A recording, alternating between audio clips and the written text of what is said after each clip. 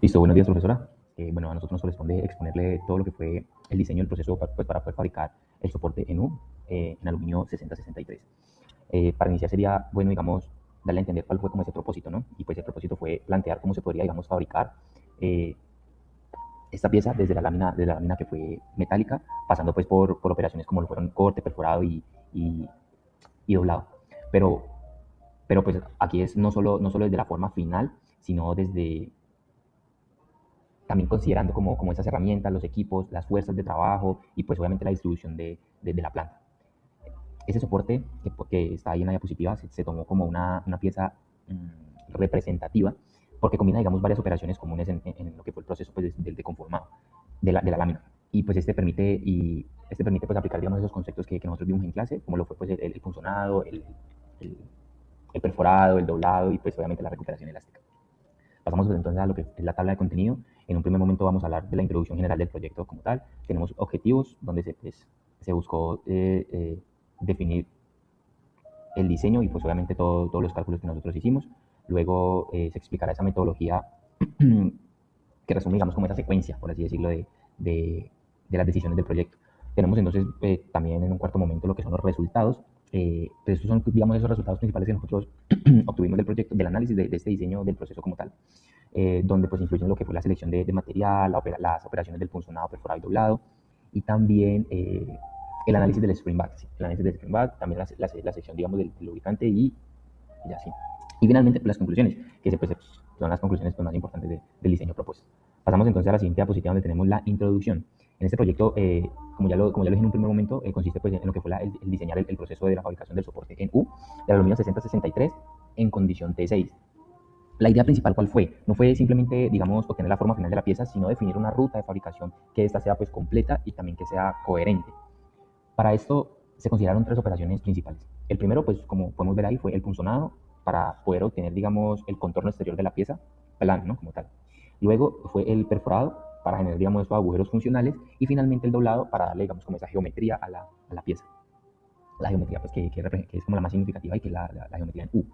Además, pues, durante el diseño se tuvieron en cuenta aspectos importantes como fue, como ya lo dije, la selección de los materiales, las dimensiones del producto, el diseño de funciones y matrices, el cálculo de fuerzas, la recuperación elástica pues, del aluminio después del doblado claro, y el lubricante. Al final, al final del proyecto, pues obviamente también se propone, digamos, esa distribución básica de una planta para que pues este proceso tenga un flujo ordenado y eficiente. Pasamos pues a lo que son los objetivos del proyecto. El objetivo general, pues ya lo dije, fue simplemente el diseño del proceso del soporte en U. Después de este objetivo general tenemos objetivos específicos, tenemos 5 objetivos específicos como lo podemos ver ahí. El primero pues es diseñar las operaciones del funcionado perforado y doblado de, del soporte. El segundo pues son calcular las fuerzas de trabajo y definir esas dimensiones de punzones y matrices. También se analizó el efecto del spring back, que digamos esa recuperación elástica que ocurre después del doblado y que puede, digamos, afectar al ángulo final de la pieza. Y además se seleccionaron también los equipos, herramientas y lubricantes. Y finalmente pues se propuso una distribución en planta que permitiera, digamos, organizar el proceso de manera lógica, segura y pues con un flujo continuo del material. Bueno, siguiendo con la parte de la metodología, en primer lugar se analizaron las especificaciones geométricas mecánicas de la pieza que estaban suministradas en la guía del proyecto. A partir de esta información se definió también el tipo de aleación y el estado metalúrgico de la lámina, ya que con estas características influyen directamente en el comportamiento del material durante las etapas de conformado. Posteriormente se estableció pues, la secuencia de fabricación que viene siendo el funcionado, el perforado y también el doblado para que finalmente para cada tipo bueno, de operación se realizaran los cálculos correspondientes de fuerzas. También se hace una selección de las herramientas, lubricantes y equipos, además de que también se plantea una propuesta de la distribución en el proceso de planta. La pieza, como pueden observar en la presentación, pues es una lámina, una pieza corresponde al soporte en forma de U a partir de una lámina de aluminio de 3 milímetros de espesor. También presenta perforaciones de diferentes diámetros que están destinadas a su fijación. Aunque la guía especificaba trabajar con una aleación de aluminio 6063 y suministraba pues sus datos de propiedades mecánicas, no definía el estado metalúrgico de la lámina. Esta información viene siendo muy importante porque el estado del material modifica también su resistencia, ductilidad y el comportamiento durante el doblado. Es así que, pues, para definir esta condición, realizamos un estudio que estaba realizado por Liu y demás colaboradores, en el que se evaluó el comportamiento del aluminio 6063, que estaban bajo diferentes estados metalúrgicos, por ejemplo, el solubilizado, envejecido naturalmente y envejecido artificialmente en condición T6. Para definir un poco qué es el tratamiento T6, consiste básicamente en someter la aleación en un proceso de solubilización, seguido de además un temple rápido y un envejecimiento artificial. Durante este último se forman precipitados de siliciuro de magnesio, eh, los cuales dificultan, bueno, este ayuda a que se muevan, a que haya movimiento de las dislocaciones dentro del material. Como consecuencia o como resultado tenemos que aumentar la resistencia mecánica y disminuye la ductilidad. Mm, con base pues, a los resultados reportados por los autores, con ayuda de estos se seleccionó la condición del aluminio o la aleación 6063T6, ya que presenta un límite elástico cercano a 198 megapascales, una resistencia última de aproximadamente 239 megapascales y una elongación cercana al 12%, valores que son consistentes con las especificaciones establecidas para el proyecto. Esta selección no solo permitió definir las propiedades mecánicas utilizadas en todos los cálculos, sino que también fue fundamental para diseñar el proceso de doblado. Al tratarse de que el material cuenta con una mayor resistencia y la recuperación elástica, o conocida también como el springback, es más significativa, por lo que este fenómeno se tuvo en cuenta posteriormente para garantizar que la pieza final cumpliera con la geometría requerida. Una vez pues definida la condición del material, se estableció también la secuencia de la fabricación del soporte. Este consiste en que el proceso inicia con el punzonado, donde se obtiene el contorno de la pieza a partir de la lámina. Posterior a esto se realiza el perforado múltiple para generar todos los orificios mientras la pieza permanece plana, lo que esto pues mejora la precisión dimensional y facilita el proceso.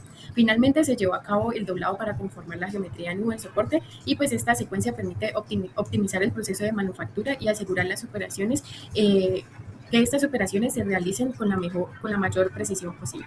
Bueno, entonces empezamos en la primera parte para este proceso de conformado por deformación, ¿cierto? En el cual empezamos con el punzonado. Sin embargo, para este debemos de dar las dimensiones de la lámina con la que vamos a trabajar. Para eso empezamos claramente pues calculando esa tolerancia de doblado, sabiendo que en ese posterior proceso al punzonado, que es el doblado, ¿sí? La lámina pues tiende a estirarse. Entonces es algo que se debe considerar para tener las magnitudes presentes. Ahora, si observamos acá en nuestra imagen a la derecha, ¿cierto? Podemos ver que la lámina en sus alas, las alas es lo que vamos a llamar a lo contrario a la base, terminan en una forma redondeada o como una semicircunferencia con un diámetro de 40 milímetros, la cual también se debe de considerar en esos tramos de longitudes rectas. En los tramos de longitudes rectas es la nomenclatura que empleamos aquí, donde podemos observar que la base, ¿cierto?, tiene una medida, una longitud de 120 milímetros.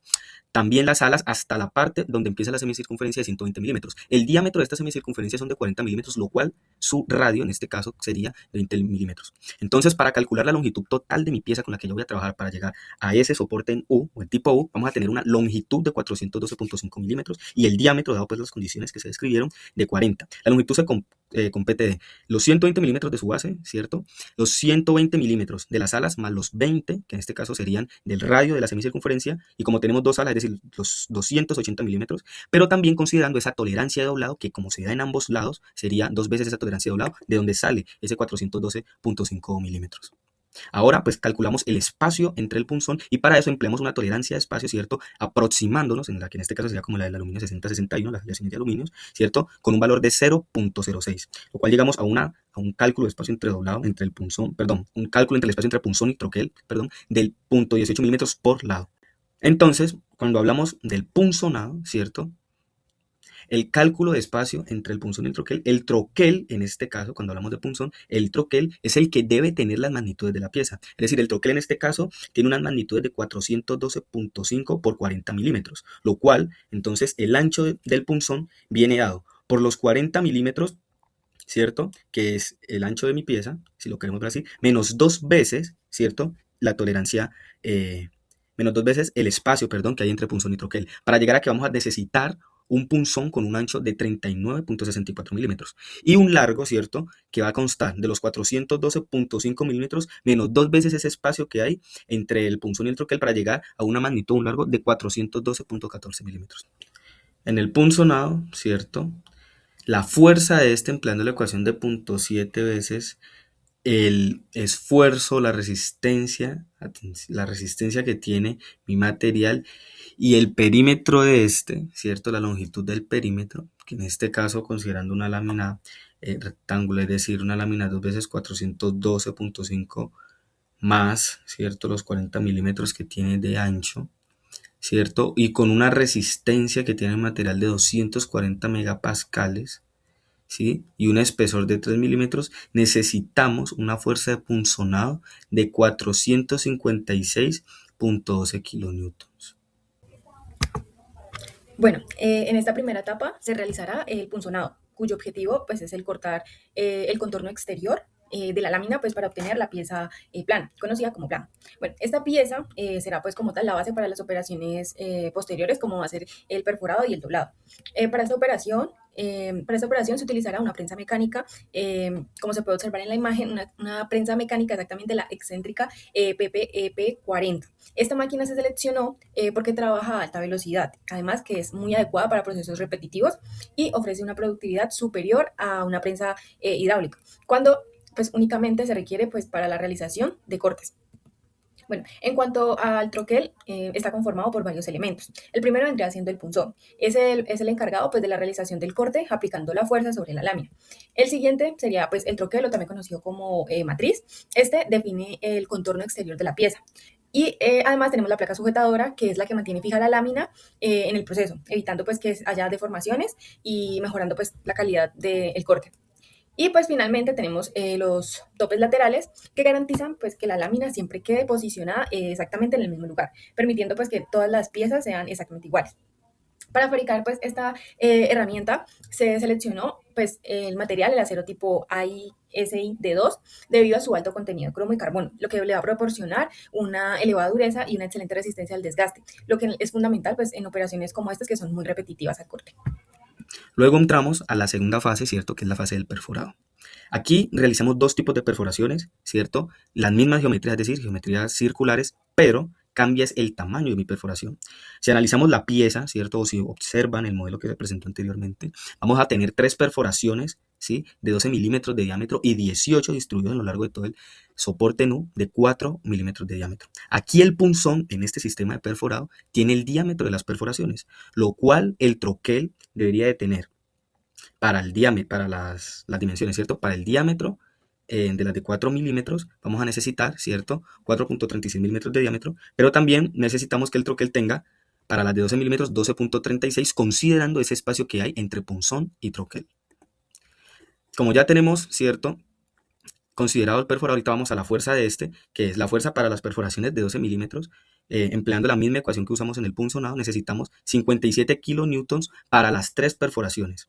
Para los de 4 milímetros, para las perforaciones de 4 milímetros y las 18 que son en total, necesitamos una fuerza de perforado de 114 kilonewtons, lo cual el perforado necesitamos una fuerza total, o la sumatoria de estas, de 171 kilonewtons. Y pues podemos observar como una representación de lo que podría ir siendo nuestra pieza ya perforada y punzonada. Bueno, como tal, el objetivo ahora es generar todos los orificios necesarios para cumplir con las dimensiones y la funcionalidad del diseño.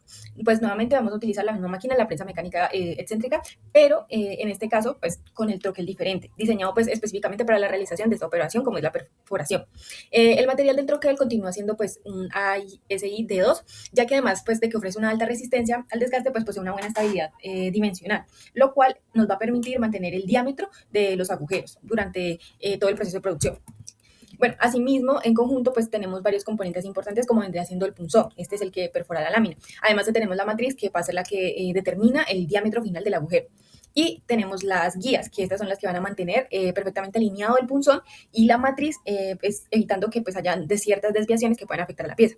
Por otro lado, tenemos los expulsores, que pues, van a facilitar la extracción como tal de la pieza una vez termine pues, ya la operación de perforar. Aunque la máquina en sí misma, pues en la etapa anterior, el troquel cambia completamente. O sea, la máquina es la misma, pero lo único que va a cambiar como tal va a ser el troquel. Porque ahora pues va a tener la funcionalidad ya no de cortar el contorno, sino pues perforar a alta precisión. Ahora pasamos a nuestra fase 3, que es la fase del doblado. Aquí en este caso estamos representando un doblado directo tipo U, es decir, no estamos empleando el doblado que se realizó en clase, ¿cierto? Que fue doblado en voladizo y doblado tipo B. Sin embargo, este doblado sigue las mismas ecuaciones o la misma mecánica de los nombrados previamente. Aquí vamos a emplear, ¿cierto? Nuestro sistema de punzón, nuestro troquel o nuestra matriz, ¿sí? Sin embargo, pues va a haber una fuerza, ¿cierto? Al cual le llaman resorte o almohadilla, perdón, que va a ejercer presión de una forma opuesta a la del punzón, que va a evitar que el metal se curve sobre la cara plana del punzón, ¿cierto? Otro factor que cambia es que cuando estamos calculando nuestra fuerza de doblado, nuestra constante K, va a ser de 0.67 por las condiciones geométricas de este doblado. Es lo único que cambia, como podemos observar aquí en la ecuación de fuerza, ¿cierto? Y seguimos empleando, como lo calculamos previamente, seguimos empleando, ¿sí?, esa tolerancia de doblado de 6.27 milímetros. Ahora, para el ancho del punzón, ¿cierto?, que es lo que aquí tenemos como nomenclatura W sub P, podemos ver que es de 114 milímetros, el cual consta de la base exterior de mi pieza, ¿cierto?, menos 2 veces el espesor, ¿cierto? Estos cálculos, los aclaro, se hacen siguiendo handbooks, ¿cierto?, de diseños de máquina, diseños de maquinarias y diseños de dados, ¿cierto? Entonces ellos son los que nos recomiendan esto. Ahora, la altura, ¿cierto? Perdón, la longitud mínima, perdón, del punzón, cuando tiene forma en U, cuando vamos a hacer el doblado en U, ¿cierto?, debería ser igual a la longitud de la pieza formada, a la longitud interna de la pieza formada, más 2 veces T.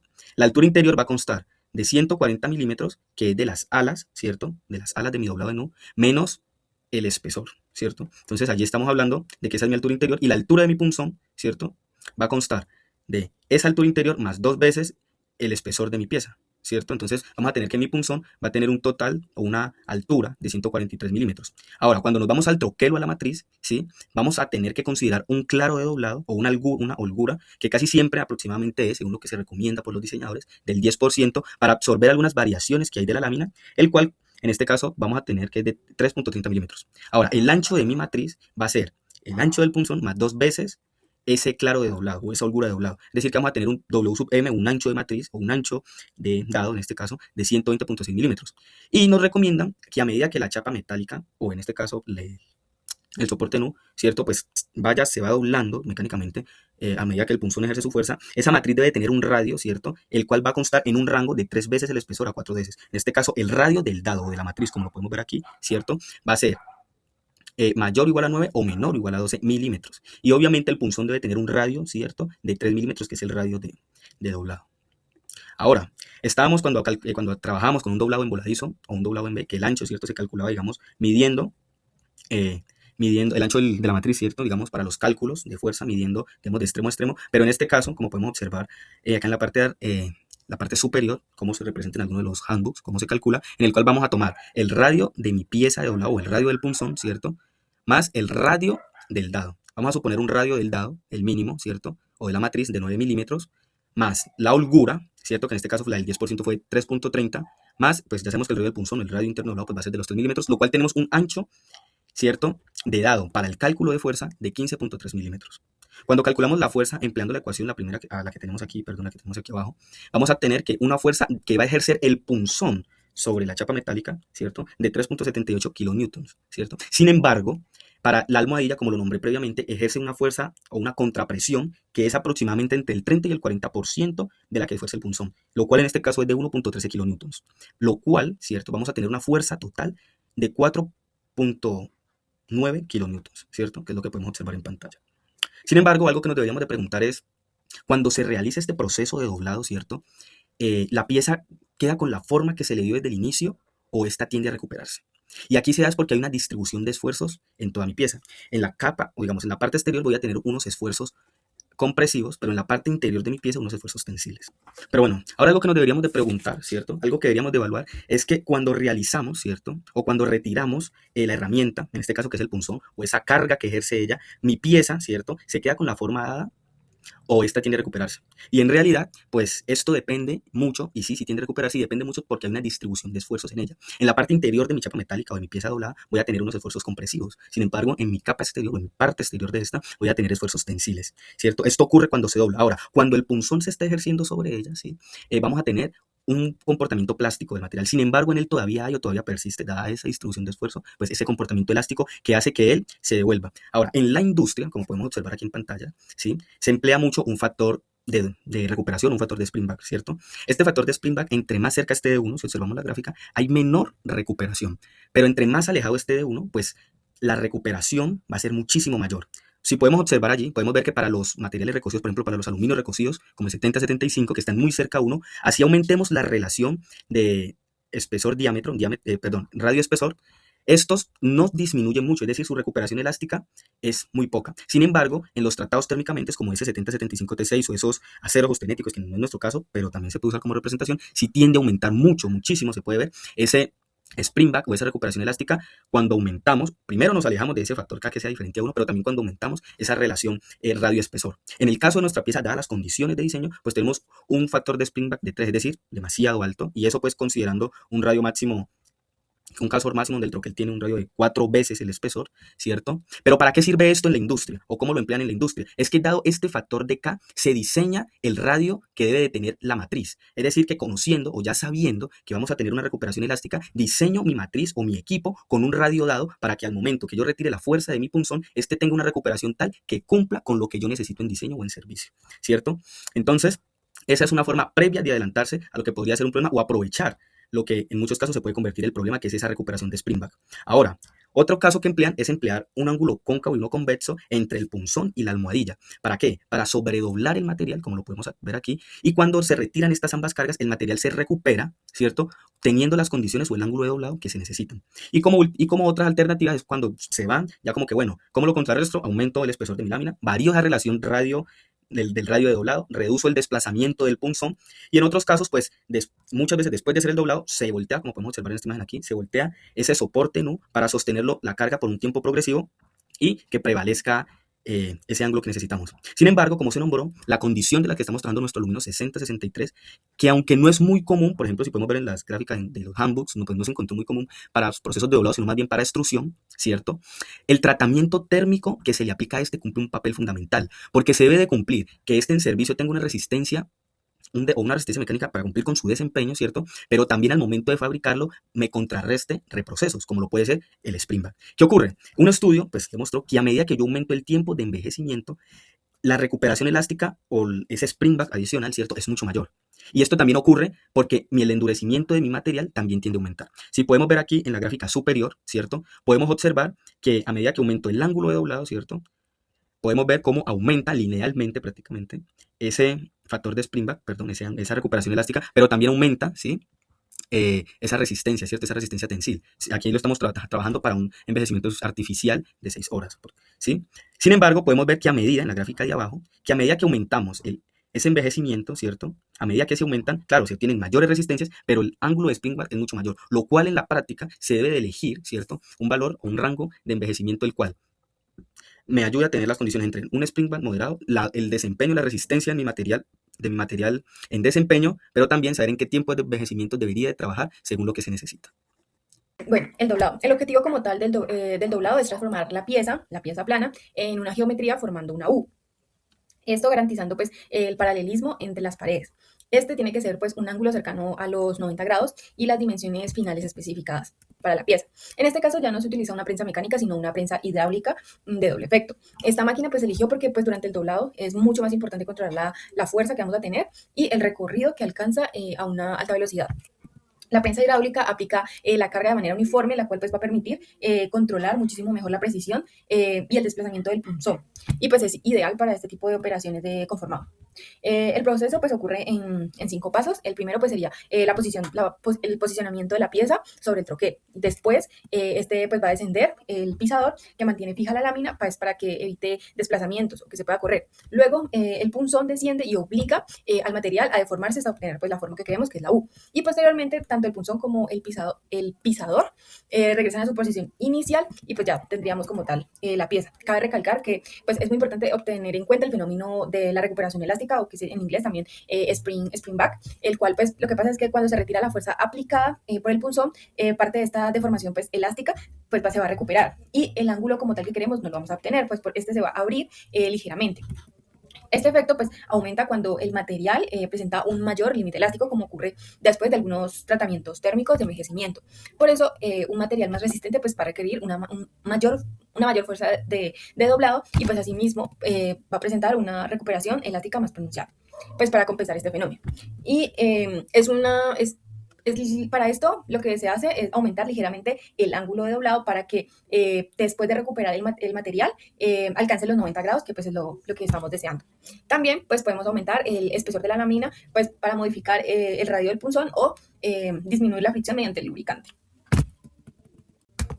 Bueno, y este ya vendría a ser como el resumen de las máquinas que utilizamos. Como podemos observar, en la fase de un punzonado, pues empleé una prensa mecánica excéntrica pues para el corte y para obtener pues la pieza, y se aplicó una fuerza, como ya lo explicó mi compañero, de 30.7 kilonewtons de fuerza. Y en la fase de perforado, pues utilizó en este caso la prensa mecánica excéntrica, pero pues con la diferencia de troquel. Esto pues nos generó las dimensiones que queríamos de los agujeros, con una fuerza aproximadamente, el de 4 milímetros de una fuerza de 6.7 kilonewtons, y el de 19, el de 12 milímetros con una fuerza de 19.7 kilonewtons. Y pues finalmente tenemos la fase de doblado, en la cual se utilizó una prensa hidráulica de doble efecto, donde tenemos que tener una fuerza de 12.4 kilonewtons para la realización de este doblez, y entre 3.7 y 5 kilonewtons para la acción del pisador. Bueno, como soluciones de lubricación para nuestras distintas fases, pues para la primera y la segunda fase, que va a ser punzonado y perforado, perdón, pues vamos a utilizar el siguiente lubricante, ¿cierto? Que va a ser el Ailofor PN226, ¿cierto? Y pues si hablamos de este lubricante, pues podemos decir que, por ejemplo, este está conformado de aditivos químicos que van a ser el azufre y el fósforo, ¿cierto? Y pues algunos esteres y el ZDDP, que este es un dialquiditiosfato de zinc, y pues este va a funcionar como perdón, agente antidesgaste, perdón, y pues podemos decir que esto va a ayudar a reducir la fricción que va a haber entre la lámina y la herramienta, ¿cierto? Y pues va a minimizar el desgaste que hay, y pues este puede prevenir la adhesión que puede haber entre la herramienta y la lámina, y podemos decir también que este va a prevenir la formación de la rebaba que se forma allí, ¿cierto? Y pues más adelante les explicaré otro fenómeno que se forma en estas fases, ¿cierto? Que es el fenómeno de Gallin. Entonces, pues si lo pasamos al español, es el engatillamiento, y pues para esto se utilizan los lubricantes. Y bueno, si nos vamos a la fase 3, que va a ser el doblado, nosotros vamos a utilizar, por ejemplo, el lubricante que es llamado el Drosera MS5, que pues este va a incorporar fosfato de trifenilo como aditivo, ¿cierto? A diferencia de los otros dos que utilizaban eh, azufre y fósforo, perdón. Y pues el objetivo de este lubricante pues va a ser que, por ejemplo, este va a proporcionar una capa de lubricante para nuestra operación de doblado, ¿cierto? Conformado, donde vamos a buscar que pues, esta tenga un acabado superficialmente bueno, y pues una reducción de desgaste en las caras que van con el troquel.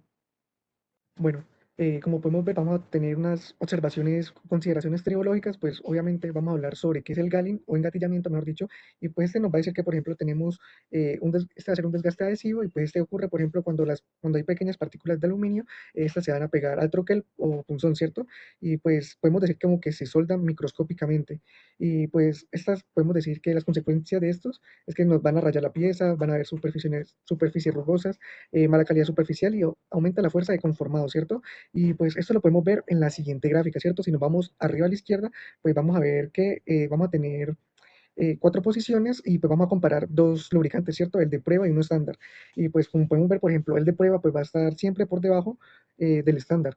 ¿Y qué nos va a decir esto? Que, por ejemplo, en el de prueba vamos a tener menos probabilidad de que suframos de ese engatillamiento, y pues no tengamos esas consecuencias que les acabé de mencionar, ¿cierto?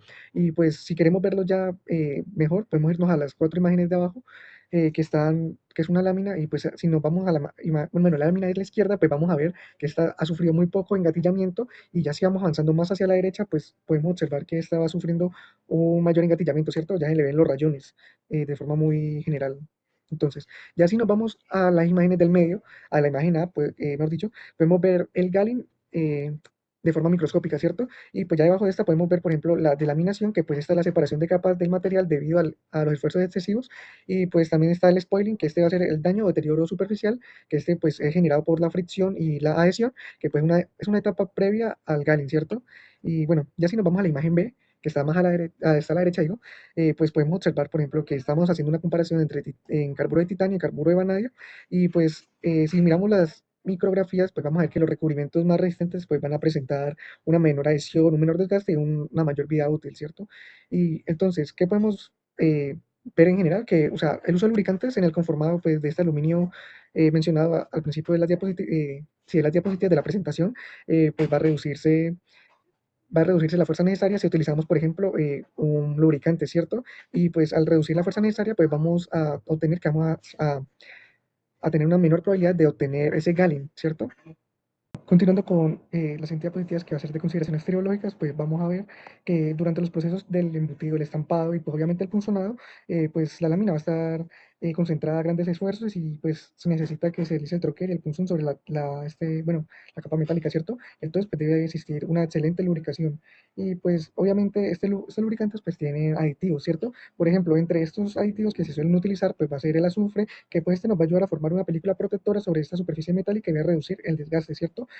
Otro aditivo que suele utilizar es el cloro, ya que este pues nos va a ayudar a disminuir la fricción en las operaciones de alta carga y pues también está el fósforo que pues va a aumentar la resistencia al desgaste y luego está la parafina, pues acá se ve, pues esta nos ayuda a crear una película lubricante para facilitar el movimiento en el material, ¿cierto? Y pues obviamente el aceite mineral que va a actuar como pues la base para transportar estos aditivos anteriormente dichos. Bueno, continuando con la siguiente diapositiva, pues vamos a tener que en la gráfica de la izquierda vamos a utilizar diferentes tipos de lubricantes, ¿no? Por ejemplo, tenemos el parafinoil o pues cuando no utilizamos lubricante que es dry, también tenemos el TN81 y el PN226, ¿cierto? 226, perdón. Entonces, ¿qué es lo que pasa aquí? Por ejemplo, para el punzonado, pues vamos a ver que, por ejemplo, el parafinoil no nos sirve mucho, ¿cierto? Entonces, si utilizamos un TN81, pues este va a ser mucho mejor. Entonces, dicho esto, pues teniendo en cuenta lo anteriormente que pues les dije que tenían distintos tipos de aditivos, como lo vimos en la tabla anterior, y pues también les dije sus usos, ¿cierto? Acá están sus nombres y pues los aditivos que tenían. Y bueno, entonces continuando, por ejemplo, con el CEN, podemos ver en la figura A que este va a ser un punzón nuevo, ¿cierto? Pero si vemos el B, pues utilizamos un lubricante de tipo DB4265. Entonces, ¿qué es lo que podemos observar aquí? Pues vamos a ver que hubo un desgaste del punzón, también unas pequeñas partículas y pues va a estar como rugoso, ¿no? Entonces, ¿y esto qué tiene que ver con la gráfica? Pues la fuerza que se le aplicó, ¿cierto? O sea, el lubricante ahí no sirvió mucho. Entonces, si nos vamos, por ejemplo, a un lubricante que sí fue bastante eficiente, que va a ser, por ejemplo, el TN81, que es la F, pues vamos a ver que está como nuevo. O sea, lo vemos y está muy bien, se parece a la, o sea, teniéndolo como referencia a la, ¿no? Y pues aquí llegando como a la parte de las gráficas de la derecha, este va a ser prácticamente, vamos a tener dos puntos, ¿cierto? Vamos a tener el punto A que está a la izquierda, ¿cierto? Y el punto B que está a la derecha. Y pues en el punto A se va a formar la triocapa y pues, ¿qué nos dice esto? Pues que prácticamente la triocapa nos va a ayudar a separar la superficie metálica y pues reducir el contacto directo, ¿cierto? O sea que vamos a tener una disminución de la fricción y pues vamos a proteger del desgaste. Pero ¿qué es lo que pasa? Cuando va aumentando la temperatura, esta triocapa pues va desapareciendo, o sea, el lubricante va perdiendo sus propiedades. Entonces, ¿qué es lo que pasa? Aumenta la fricción como lo podemos ver en la gráfica, ¿cierto? Acá el COF pues va a ser el coeficiente de fricción y pues o sea, va aumentando, ¿cierto? Y pues para decir como a cuál corresponde cada gráfica, pues en el punto A vamos a tener que este va a ser el TN81, el B va a ser el Drosera MS5 y el C era un parafinoil. Listo, bueno, entonces ahorita en la fase 4, distribución de proceso en planta. Como podemos ver aquí tenemos una tablita, la cual pues esta resume, digamos, todos esos equipos principales requeridos para llevar, digamos, el proceso, como ya lo dije, a planta. Primero, se considera, digamos, o sea, la primera etapa es la alimentación, donde la lámina de aluminio pues, puede suministrarse mediante una mesa o un desenrollador, dependiendo pues de si este llega en tiras o llega en rollos. Después viene la etapa del punzonado, para la cual, digamos, se propone, digamos, esa prensa mecánica con troquel de corte. Esta prensa pues es adecuada porque el punzonado es una operación repetitiva, rápida y obviamente pues de corte, por lo que se busca, digamos, esa productividad y esa repetibilidad del proceso. Tenemos entonces también un doblado, prensa hidráulica, su función pues conformar, digamos, esa geometría final del soporte. Tenemos también una inspección, que es un banco simplemente de inspección con calibrador y escuadra de precisión, y eso pues para verificar dimensiones y calidad del producto. Y finalmente tenemos el almacenamiento, una estantería, mesa de producto terminado, acumular temporalmente la pieza antes del despacho. Ahí también se pueden llegar a hacer, digamos, como ese control de calidad. Pasamos pues entonces a esta diapositiva y pues antes de, digamos, mostrar el diagrama final o el plano final que nosotros tenemos, definimos estos 4 criterios básicos para poder organizar, digamos, nuestra planta. El primero fue el flujo continuo del material. ¿Esto qué nos quiere decir? Es que obviamente que la pieza avance, digamos, en una sola dirección desde la entrada de la lámina hasta el almacenamiento del producto, evitando así, digamos, esas devoluciones o esos recorridos innecesarios que se puedan llegar a tener durante el proceso. El segundo criterio es la proximidad entre operaciones. Como el proceso, digamos, tiene una secuencia fija, punzonado, perforado, doblado inspección, pues las estaciones deben ubicarse cerca entre sí, pues para poder reducir como esos tiempos de traslado y manipulación, digamos, de la pieza. El tercer criterio fue la seguridad industrial. Eh, por eso, digamos, se consideran pasillos de circulación, zonas separadas de almacenamiento, espacios, digamos, suficientes alrededor de los equipos, especialmente porque se trabaja, digamos, con prensas y movimientos de material, entonces puede llegar a ser peligroso. Y finalmente, pues, se ubicó, digamos, el control de calidad al final de la línea, porque después del doblado ya se tiene, digamos, como la geometría final de soporte. Entonces, en este punto, lo que se puede hacer, digamos, es revisar dimensiones, ángulos, conformidad, digamos, de la pieza como tal, y pues antes de pasarla a lo que ya sería el almacenamiento. Y con todos esos criterios como tal, lo que se buscó fue que la distribución no sea, no sea solo, digamos, un dibujo, por así decirlo, sino una propuesta lógica para poder mejorar, digamos, el flujo, reducir riesgos y controlar la calidad del proceso. Con base, digamos, a estos criterios, se plantea, digamos, ahorita sí, el diseño lineal de la planta, que la podemos ver en esta diapositiva.